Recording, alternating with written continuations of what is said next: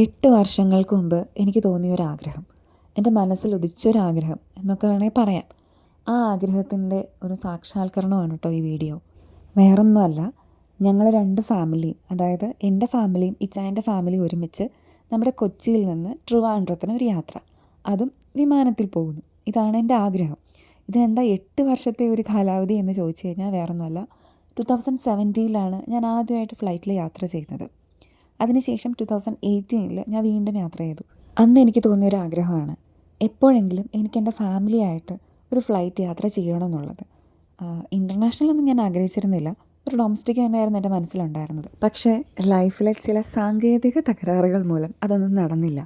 ഈ ആഗ്രഹം ഇങ്ങനെ മനസ്സിൽ കിടന്ന് ആഗ്രഹം വലുതായെന്ന് മാത്രമേ ഉള്ളൂ കേട്ടോ. പക്ഷേ 2026 ഞാൻ ഒട്ടും എക്സ്പെക്റ്റ് ചെയ്യാതെ ദൈവമായിട്ട് എനിക്കതിനൊരു അവസരം ഒരുക്കി തന്നു കേട്ടോ.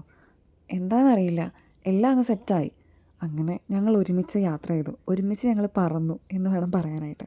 അപ്പോൾ എനിക്ക് ഇതിൽ നിന്ന് മനസ്സിലായ ഒരു കാര്യം എന്താണെന്ന് വെച്ച് കഴിഞ്ഞാൽ വേറെ ഒന്നുമല്ല, നമുക്കൊരാഗ്രഹമുണ്ട്, അത് സത്യമുള്ള ആഗ്രഹമാണെങ്കിൽ അതിനുവേണ്ടി അധ്വാനിച്ച് കഴിഞ്ഞാൽ ഉറപ്പായിട്ടും തമ്പുരാൻ അത് നമുക്ക് നേടിയെടുക്കാനായിട്ട് നമ്മളെ സഹായിക്കും. So I am really grateful for this.